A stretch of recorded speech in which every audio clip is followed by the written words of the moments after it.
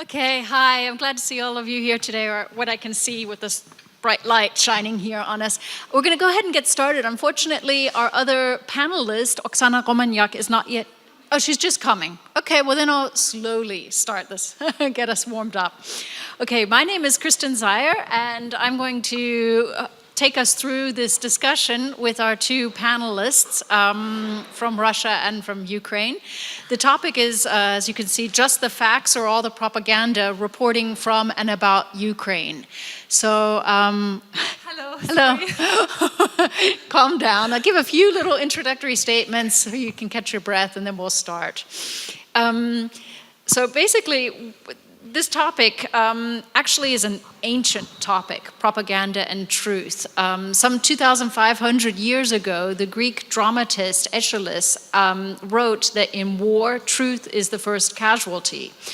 And I think we're seeing that in the current situation in Ukraine right now, that conflicting reports, depending on which side you're on, you can see different interpretations of the images that are coming, of the situation happening. Even the language that's used differs from one side to the next.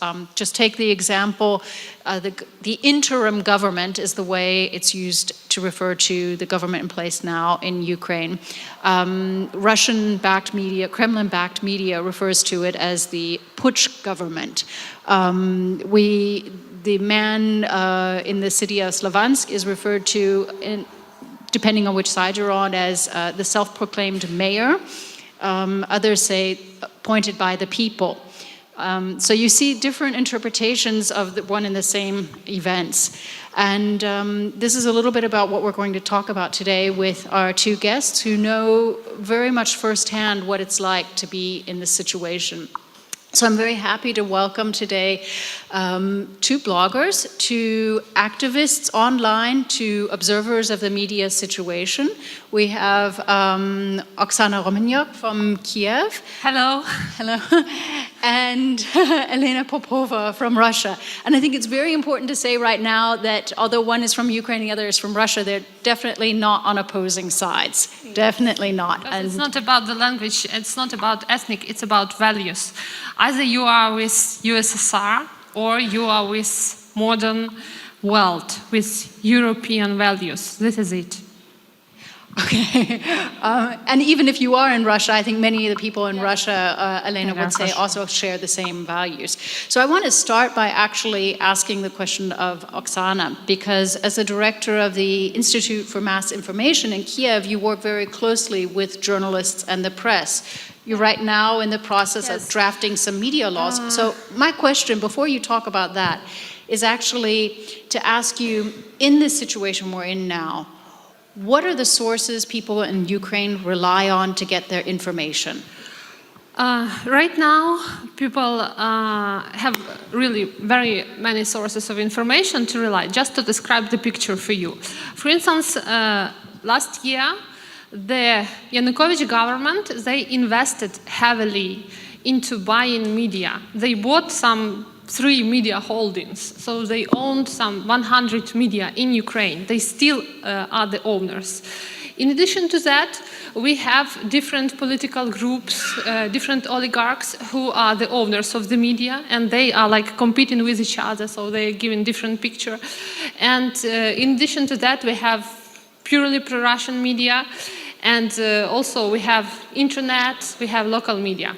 But speaking about people in the east of Ukraine, they of course feel very embarrassed because they get very different picture. Like Ukrainian media say, okay, Kyiv is calm, we are busy with reforms, with preparing to the elections and all that stuff.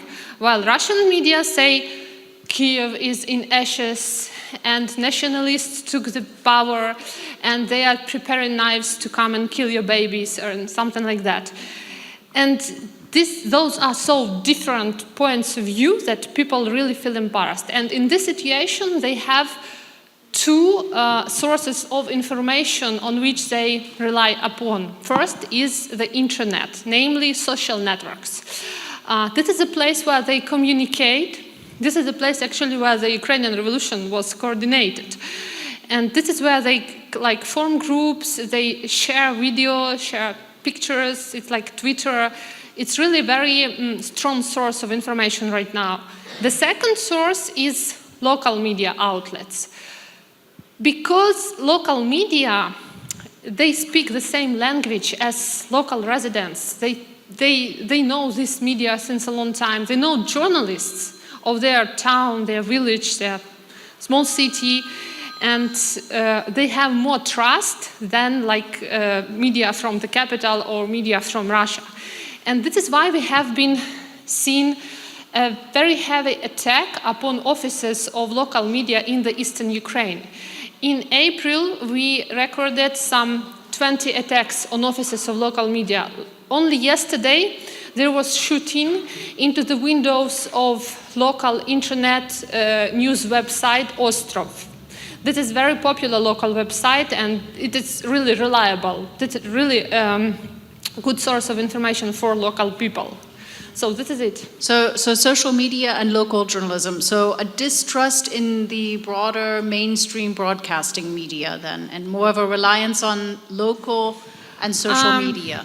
I think that people who feel embarrassed and who do not know whom to trust, they rely more on local media and more on social networks. This is because this is their circle. This is just it. Is that the same situation in Russia, Alena, or do you see that there is more of a trust in the mainstream broadcast media?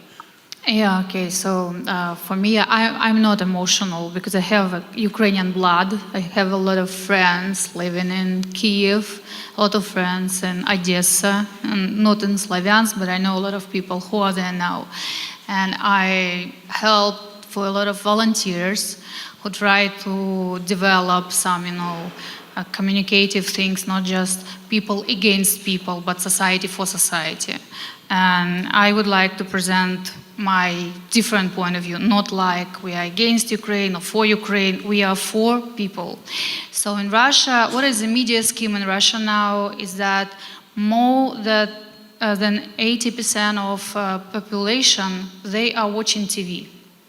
And we have a strict propaganda in TV. This is propaganda because of the patriotical feelings that increase the rate of politicians in my country. So it's understandable because of the elections and because of a lot of things.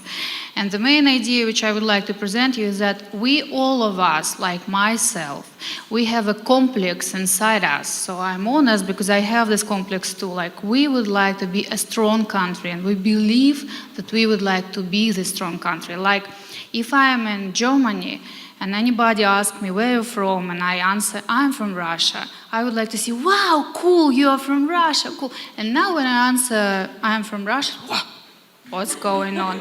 And we are afraid of that. So I would like to change it because this is our complex. And we need to spread another view to Russia for a lot of foreigners. But yeah, we have huge propaganda, not only in TV shows, but in newspapers and magazines and internet. So as you know, and you don't know, but now you will know, that 3 weeks ago, our government pressed on internet, and we have now the law, which restricts me, myself, as a blogger, if we have more than 3,000 followers. So I have more than 100,000 followers, and now I am like a mass media resource. So it means that I should provide only truthful information. What is truth if you are a blogger? So I am really sensitive about all things which is going on around me. So if I think that it's bad, this is a truthful information or not? This is my question to my government. But my point of view is that I can't criticize my country. I can criticize my government, but not my country, because I love my people.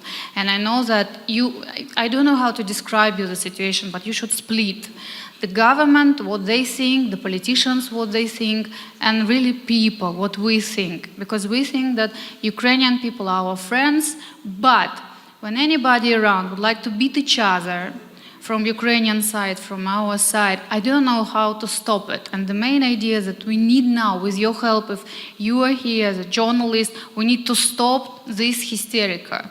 Because maybe we are around, like not the war, but around the soldiers' conflict. And I'm for journalists, because as Oksana told me, I really didn't know it when I was in Moscow, that many journalists from Ukrainian side, they're shooting, they're stealing, and it's crazy, because I'm a former journalist, and I'm against all these crazy things concerning to the freedom of speech and to the journalists who would like to learn what's going on exactly in such place. So, but please, and you know, as we have a huge discussion with Oksana, that we don't need to be emotional about that, because all the emotions now crushed all the brains of all the people from all the sides. And this is the case that we need to solve. Okay, so let me ask you, both of you have stressed the individual, moving yourselves away from state-sponsored, state-backed media and focusing on what the people, as you refer to, citizen journalists, individuals who are blogging. Some of them may be classified in Russia then as a mass media, which is unbelievable. But I think for me the question is, sitting outside of, and many people here too, sitting outside of Ukraine, sitting outside of Russia, we don't know, and my question is, how do the people there know which of those individual journalists to trust, which of those individual bloggers, citizen activists to trust, because aren't they also falling prey to the same propaganda and maybe only telling one side of the narrative? Well, for us, really, journalist reputation means a lot. We had a journalist movement in Ukraine called Stop Censorship. It united more than 100 journalists who fought since a long time for freedom of speech and against corruption. This is very big case in Ukraine. We picketed the Yanukovych house and so on and so forth. We have reputation. We would not dare and we have trust of people. This is very precious.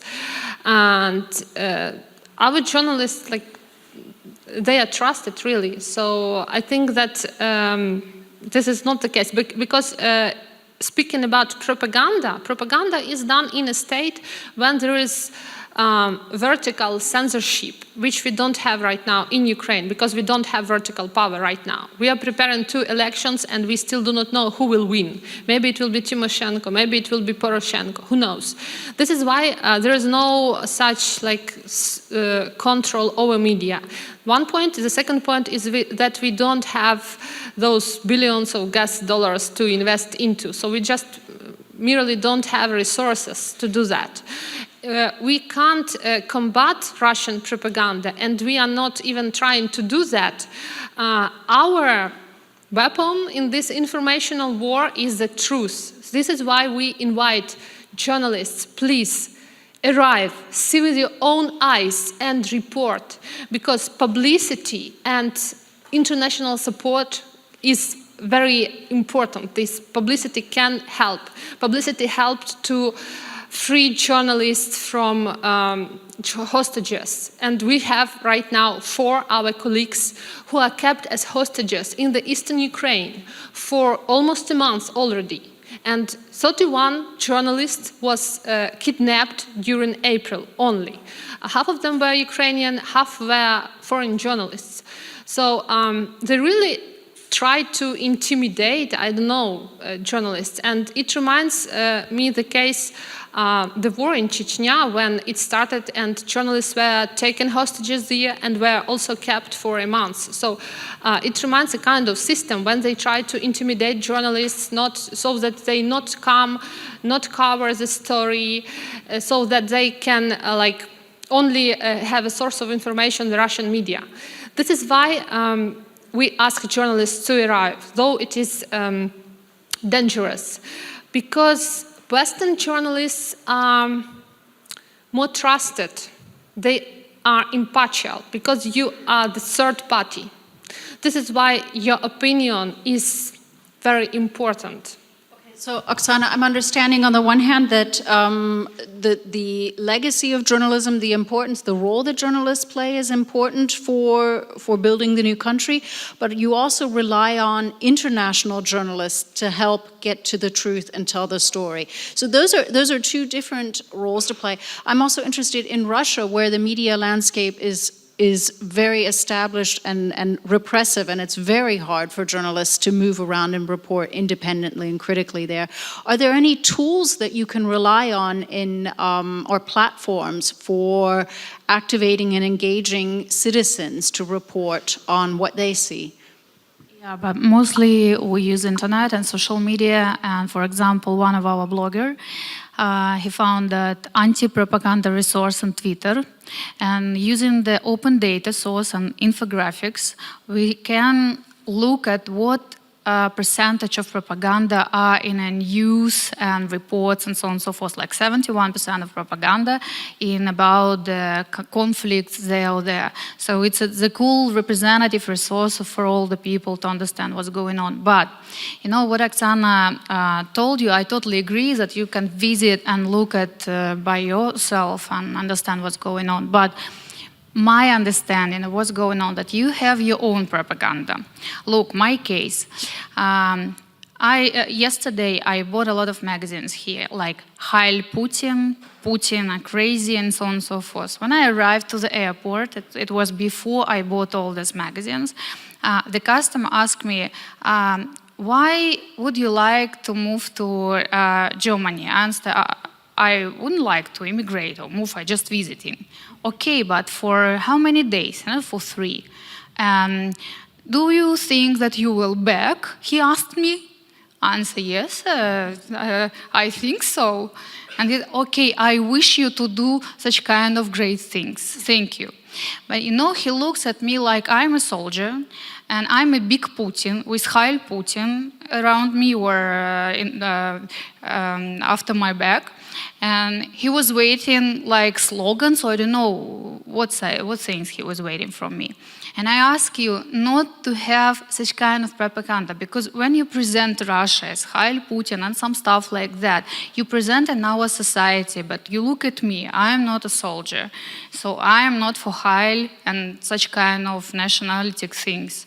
But I am for my country, and many people who traveled a lot, who are in new technology, they can help a lot of people in Ukraine or in Belarus or in any country around us with new technology. But when we think that nobody likes us, for example, I told Oksana, when I'm here and she is nearby, everybody thinks that she is a poor country and I am an aggressor. Not like her government or my government, like we are. And many people sitting around us asking, oh, girls, you're talking okay? You're not killing each other? Yes, guys, we are talking okay because we are society, not our government. And we are okay, we are not for war.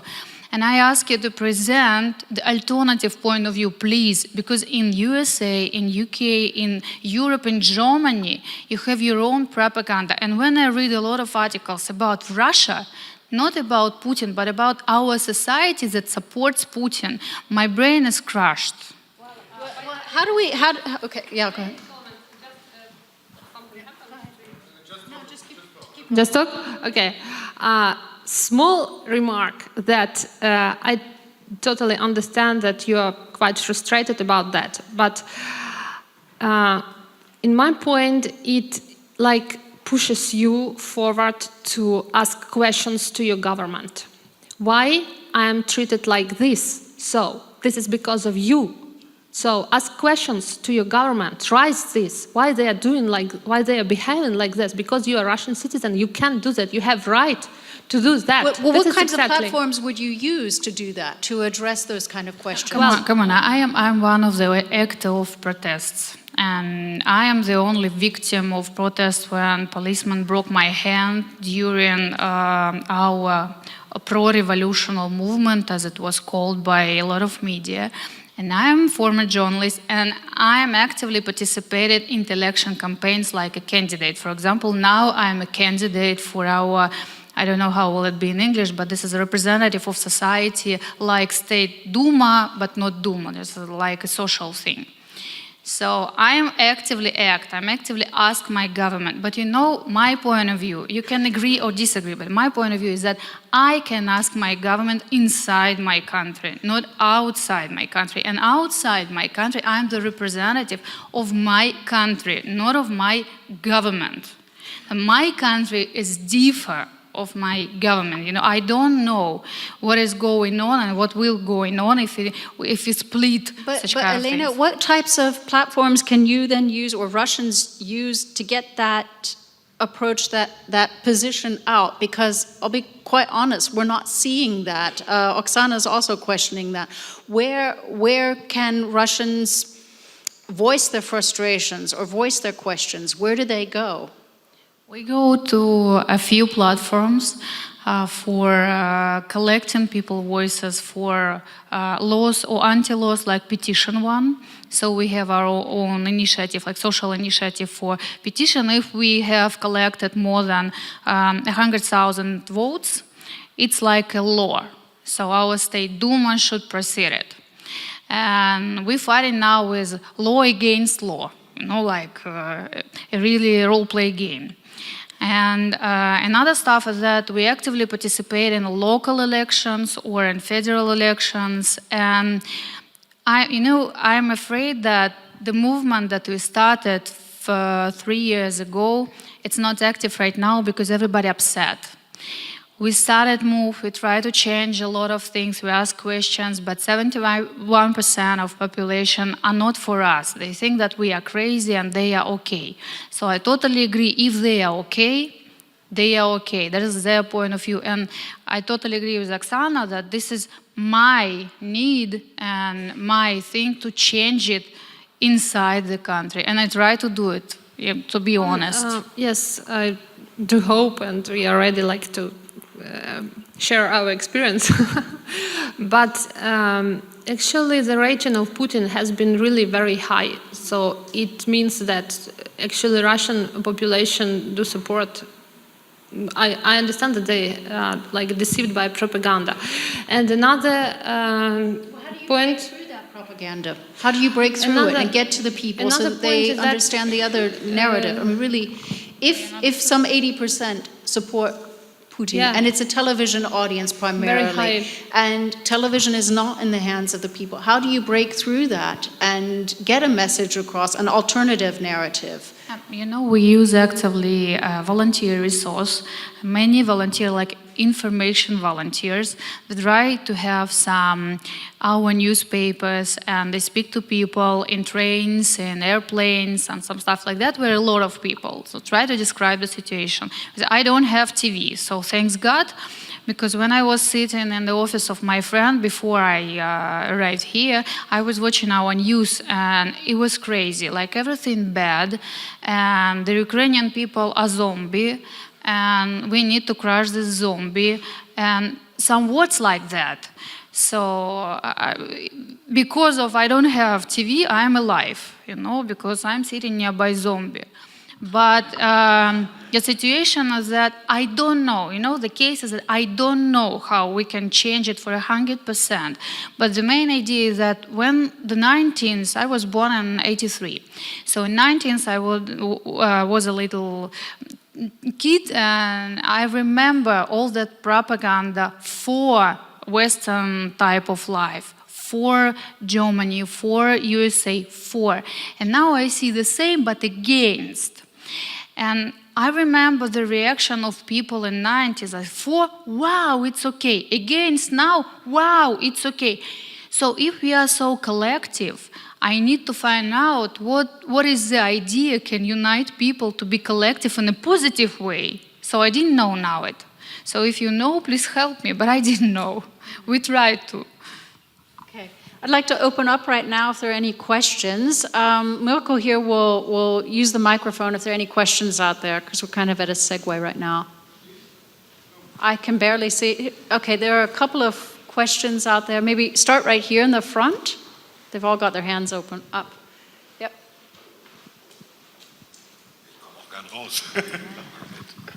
Hi. My name's Thomas. I'm running a blog in Germany concentrating on defense and security affairs, so I'm keeping a close eye on Ukraine these days. What surprised me a bit, if I look at Ukraine and at Russia, the amount of material coming from all areas. Like this morning, there was at 6 o'clock a YouTube video coming out of Antratsit, a small city close to the border between Donetsk and the Russian-Ukraine border. On the other side of the border, a few days ago, we had a lot of dashboard camera videos of tank columns and all this stuff. So there seems to be in the population an eager to show, to express on both sides, Ukraine, Russia as well, which is beside the official communication and media channels. So sometimes it's difficult to evaluate what's real, what's old, what's fake. But on the other hand, I have the impression everybody in this area, in Ukraine and everybody in the Russian areas affected, is rather willing to participate in a public discussion. Is that right? Participate, sorry, in public discussion? No, basically providing media coverage, the dashboard cameras. Not only media coverage, but also join the discussion. Yes. On Twitter, Facebook. You know, this phenomenon appeared in Ukraine in the times of revolution, when the official media, well, the nationwide media, which covered big territory, they were strictly censored. And you just could not get information at all. We lived through that period, and there appeared a new phenomenon when citizen journalism, we call it streamers. When people just take video and set it into showed it through their internet channel. We had more than 10 such internet channels of citizen streamers who just did not comment at all. They were walking down the streets and making these streams. They have some points in the center of capital where if you are interested what's going on, you just switch on and see the street. And this is how it was. And now we see this phenomenon spreading in Ukraine, and I hope it will spread in Russia as well. And just to focus on it, because it's like very sensitive topic. One of those kidnapped journalists who are held hostages in Slavyansk right now, he's a young boy. His name is Artem Deinega, and everything he just put a video camera on his balcony, which is his flat situated in the center of Slavyansk. And he was doing a direct stream in his internet channel about what was happening in the center of Slavyansk, on that main square. And they, separatists, followed him. They saw that camera. They rushed into his flat and just grabbed him. And it was on April 13. Since that time, we have no information about him. So this is very important, just to focus on hostages, because they are very vulnerable. And if there are journalists here, please just mention it in media, because publicity is what can help them. Okay, there were some more questions out there here. Yeah. Russian side? Yeah, from the Russian side, we had and we have actively will to discuss about what's going on, because, you know, we and Ukraine is we. I mean that this is our blood. All of us has relatives or friends, and you know, if you look at the audience, it's split 50-50, and it's crazy because this is the first time in my life. So I was an eyewitness of 2 Chechen wars, of 3 crises, of 2 wars again. So I was a journalist during the Chechen war. I was a young girl, but I was there. I remember all this like crazy things around. But now, what I look at, it was a lot of it can be a lot of information about one case, and everybody posted a lot of versions about that, pictures and videos and some stuff like that. And the main idea is how to understand what is fraud, what is untruthful information, what is truth. And how do you understand that? How do you sift through I don't, and you know, decipher? I don't understand anything because I don't believe anybody. I can talk only when I'm there. So the first thing what I need to do is to come there and to understand. Now I'm planning to go to Odessa because you know that it was the worst case in our life is Oksana. We were discussing because of people dead, and we don't want to proceed all this crazy stuff to kill people over there, neither from Ukraine or from Russia. I want just to give a little comment on Odessa. The Odessa situation, which happened this weekend, is a tragedy for Ukraine. I have to focus on it because this morning I was asked by a German journalist, actually. He asked me, Ukrainian government is celebrating, you are celebrating, the Russian media reported. So I was shocked. People were killed. We have 3 official mourning days there. This is a tragedy for us when people are killed for idea, whatever. The human life is the most precious. And of course, we do not want war. This is it.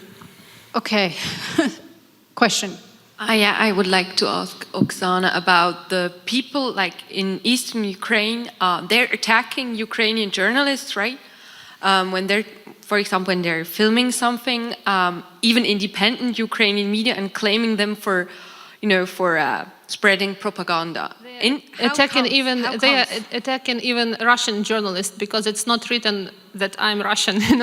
He's a person held in camera, and you are just got punched. But this is. I think you have to explain that. So, who is doing the attacks against whom? Separatists are doing attacks against journalists. This is the case. We had 2 cases when Russian journalists were deported in April from the Ukrainian territory. This is true. They were deported because our frontier guards were suspicious what they were doing. But they were not beaten, they were not anything. And in Slavyansk, we have already, Slavyansk is the hotspot of Ukraine and probably the Europe. We have really the situation when journalists are treated as enemies. When journalists should be like a vampire, they are not to reflect in mirrors, not to appear in the daylight. This is what they want there. This is a plan, obviously. Okay. There's some. Did you have your question? No, unfortunately not. The question would you say these people are directly, more or less paid by Russia? Or would you say, no, these are local people, Ukrainian ones who are attacking local journalists from Kiev, for example? The heart is purely Russian. Putin is financing it, he is fueling it, fusing it, or how do you call it? We haven't had any separatist movements in Ukraine since just 23 years of our independence. Never. And there was a poll in early March. It was carried out by Russian Levada Center together with the Ukrainian Democratичные Initiative. And it showed that in early March, the support for Russia in the eastern Ukraine was around 20%, while 80% were for united Ukraine, and they did not want to separate. Right now, yes, there are people in Ukraine who support Russia, who want to go back to USSR. But this is the question of not language or not ethnicity. This is the question of values. This is what I want to emphasize. We have passed through a very big evolution since Russian aggression appeared in Ukraine. We have realized ourselves as a multi-ethnic country. You know that our government made a mistake, very big. I agree that when the new parliament came to power, one of the first laws they adopted was to cancel law on Russian language, something like that. It was a very controversial law. No money was invested in it at all. It was adopted a year and a half ago. It really meant nothing, but it meant much for people whose. It was like a sign, you know. And it was a mistake, and now we are understanding ourselves, understanding Ukraine as multinational country. We are together, we are united for Ukraine. This is the case. We are united for the state, not for one ethnicity, not for anything, for the values. We want rule of law, we want transparency, we want elections, we want reforms to be passed. Just leave us alone and let us do that. This is what we want. This is what the revolution was about, actually. It was against corruption. It was against that bloody dictator who covered everything with gold in his luxury mansion. And, well, this is how it is. It's not about language, how Russia tries to show it, that there are nationalists in Ukraine. Yes, there are. Marginal, small group of nationalists who do not influence actually nothing. And, but Russia is trying to show them that they are very influential, very big group, you know. This is not the case at all. We have very strong civic society. We do reforms. This is it. Okay, Alena, you wanted to say something? Yeah, I think that you have in Ukraine, and the best mechanism is referendum. So if everybody believes that they are for Ukraine or for federalization, they can vote for. So my idea is that the revolution was like, please government, have a dialogue with us. So now you have a new politicians, and they can have the dialogue with the society. For me, I have a lot of friends around. They always ask me, why this is a hysterical and mass media? Can we have just a referendum? And they ask us what to do, and we answer. Maybe we answer for Ukraine or answer for, I don't know, federalization, like we call it. But we answer. So this is the main idea, the dialogue. Well, actually, the government has already made a decision to carry out a referendum in Ukraine, and they plan to carry it out simultaneously with the presidential elections.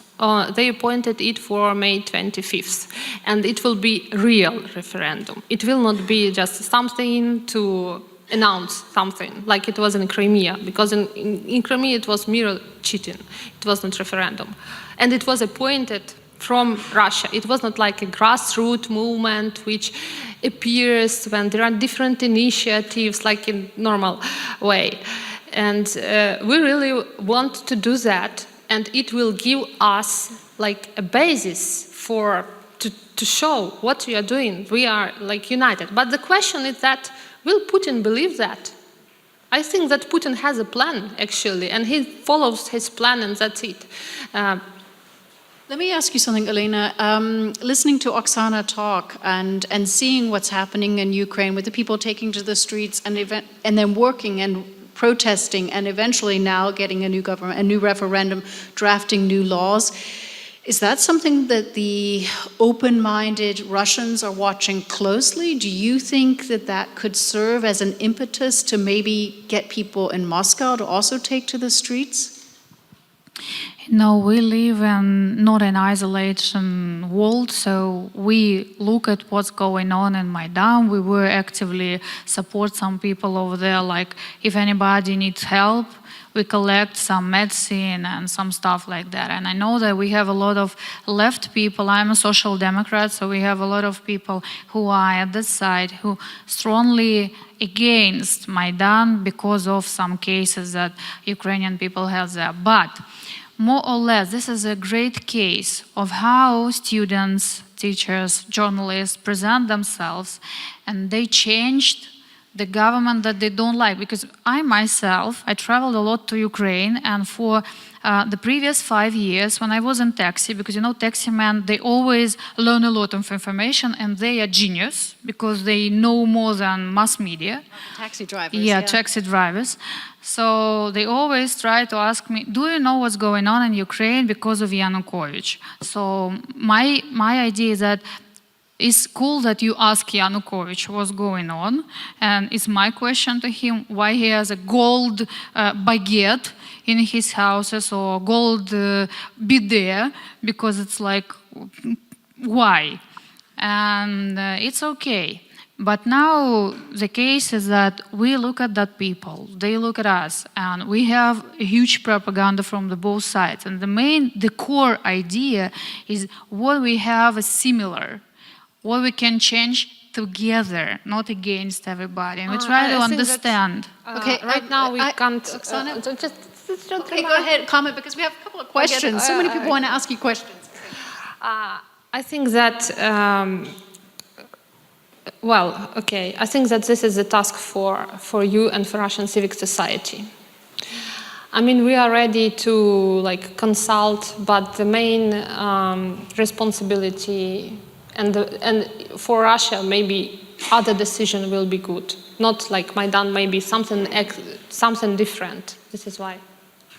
Okay, question. Hello. Sebastian Jabusch from Germany, and I see it from the German perspective, so I have no idea what's really going on there, so I'm sorry for that.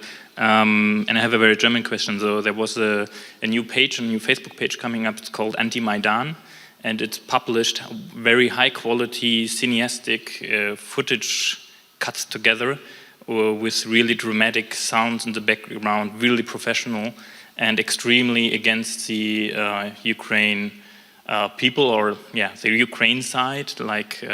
It shows the nationalists in a really radical way. It shows how they march through the streets, how they burn houses, how they kill people, how they, at least it seems like this is the way. So from my perspective, if I look at this, I'm thinking okay, this is really crazy professional propaganda. Nobody, I don't know the East Ukraine, but I cannot think if they are in this revolutionary time that they sitting there in the back house somewhere and cutting together a cineastic movie like that with that professional sound and all that crazy stuff. And this video is shared 5,000 times, over 5,000 times now, and it has 10,000 of likes, 10,000 of comments, and I'm seeing this as what is the reality for a lot of young people in Germany, and they believe that. And they believe that crazy nationalists in Ukraine are going against a Russian minority in that country. And I have two questions. First of all, what do you think about that kind of movies? Do you think who's really making them? It's hard to believe for me that Putin is sitting there and has a task force who's producing that kind of videos. But on the other hand, who else? So that's the question. Do you have an idea who's producing it and which part of the who? Just saying it is. And the other thing is, what can you really do against it? But because the title is reporting from and about the Ukraine, and I'm wondering if the traditional way of reporting, in newspapers and in comments on news television, if this is really the way how people get the news today, or if we are not if we as journalists don't have to go to the social media too, and have to produce movies where we, for example, exactly show, look, this part of that movie was from that scene and is totally not connected, and here they were attacked first, so they're only defending themselves, that we're really debunking that kind of propaganda videos. And I don't see this happening right now. I don't want to say that you're the only persons who have to do that, because I think you have maybe other problems too. But I'm just asking, my question is, can you show with this propaganda, and what do you know about that? That would be my question. Well, first of all, to be clear, no nationalists, no killing people, nothing like that. We are normal people, we are not zombies. And I'm very hurt to hear that. And I think that,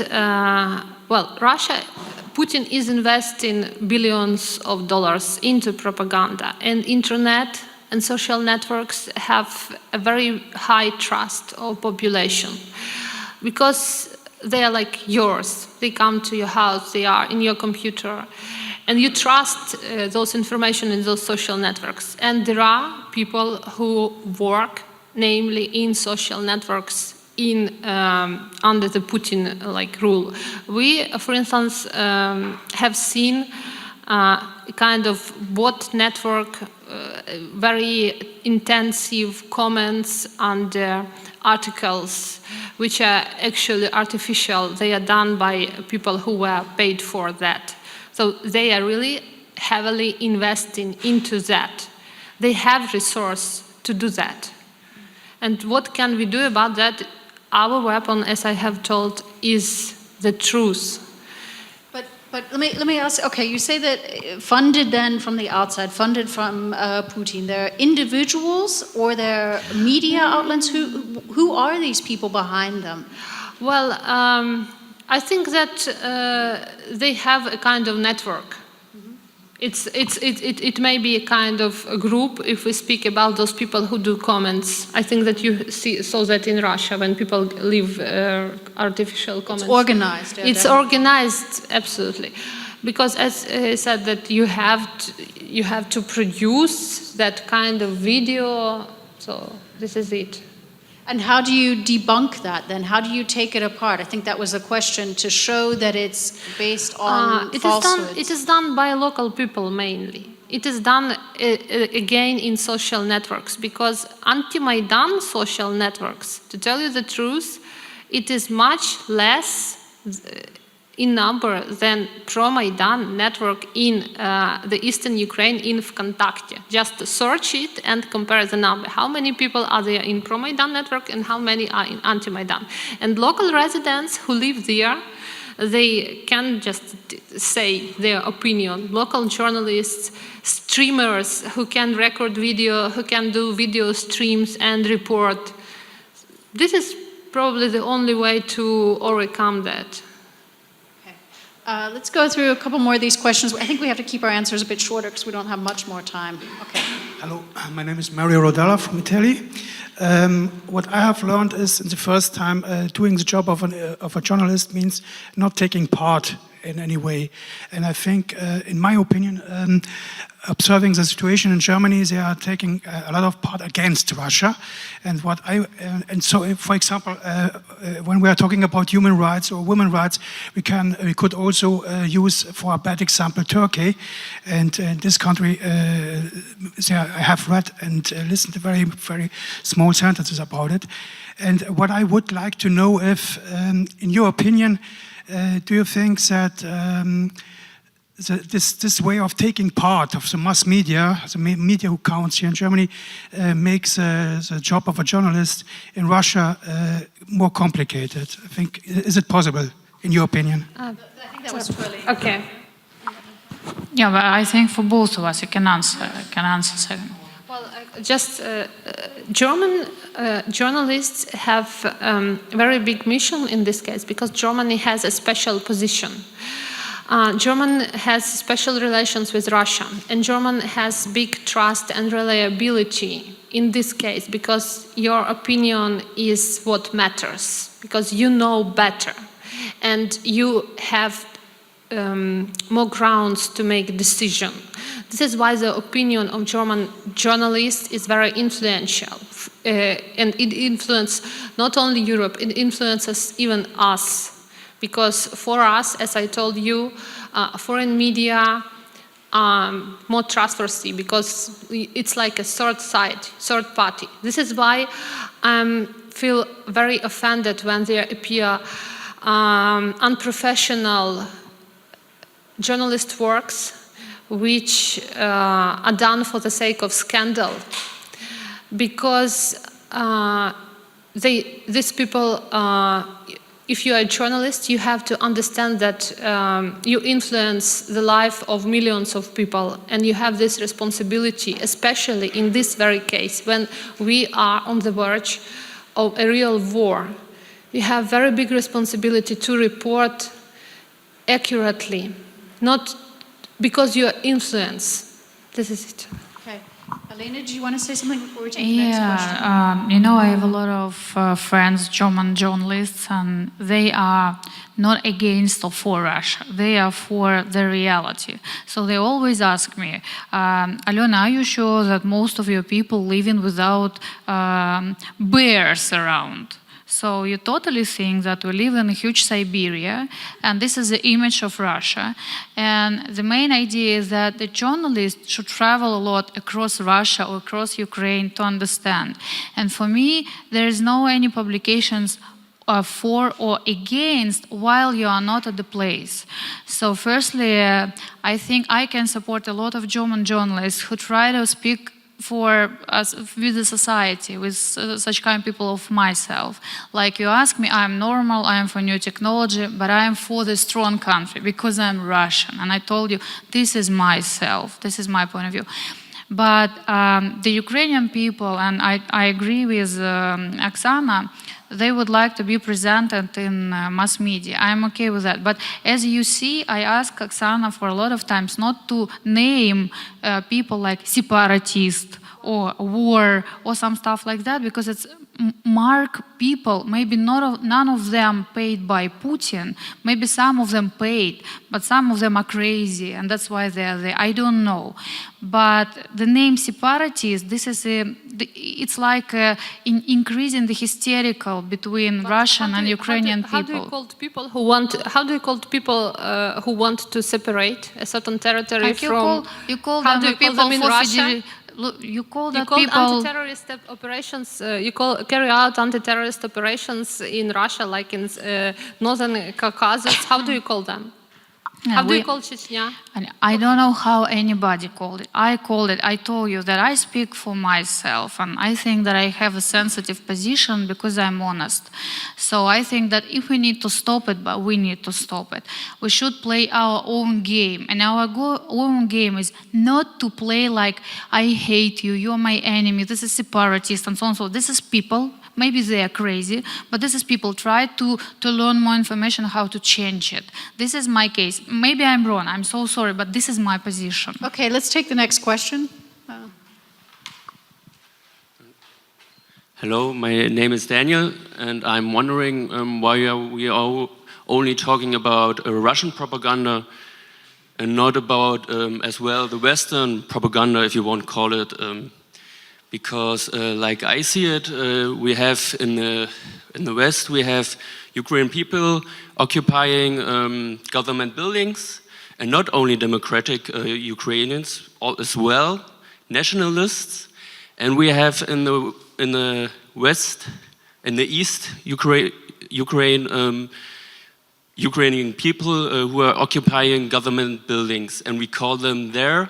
In the West, we call them freedom fighters, and in the East, we call them terrorists or separatists. Okay. And we brandmarked Yanukovych as a dictator, murderer, because he beat up Ukrainian people. But now the new president of the Ukraine who is not voted as the president, is moving with tanks in the east direction of the Ukraine. Okay, so the question is about the Yes, Western propaganda. Thank you very much for this question, because it gives me a very good opportunity to explain. You see, we don't have president right now because we got rid of Yanukovych, and right now we are preparing for the elections which are due on May 25. And I do hope that this election will take place. Why Maidan is different from what we see in the eastern Ukraine? Because you can just look at the picture and compare people, at Maidan, how we equipped. We took like snowboard helmets, scotch on your hands, wooden shields. Our weapon was stones, and well, at the end there were Molotov cocktails. And when we look at the east of Ukraine, when we look at the Crimea, we see the so-called green men totally equipped in Russian army equipment with those helmets. We haven't seen that before. This is a kind of future for us. Like, you know, those earrings in the helmet, those kinds of things, technical. And our army actually is very poorly equipped. We even carried out a campaign in media to raise money, to buy boots, to buy vests, and that's all. And this is just the outer circle. And think about the aim of the protest. Our protest at Maidan was for the sake of European values, which transformed against dictatorship laws which were passed by the Yanukovych government. against killing people. It was not for nationality, no for language, no for joining or not joining Russia or United States or whatever. What we see in the east of Ukraine, there was no initiatives like grassroots initiatives. The initiative was imposed on them from another country. This country finances very good weapons. Yesterday, 2 aircrafts were took down by these weapons. You can't buy these weapons in Ukraine, even even at black market, and you can't buy them for free. So somebody equips them, somebody who is interested in that, yes? Okay. So this is just the fact. And these people, they are protesting, their aim is not values. They want just Russian language, but this is not the case. Oksana, I think the question was also about Western propaganda. We've been talking about propaganda. We talked a lot about the Russian propaganda. The question was whether or not in Ukraine you see that there's also a Western narrative that may be different from what the facts are on the ground. Is that coming across? I just do not... Is that all the truth that the West is reporting? Not all the truth, and this is a pity. Well, you see, it's very hard for me to judge because I maybe do not read plenty Western media. I have seen very different opinions in Western media, actually. Some of them were pro-Russian, really.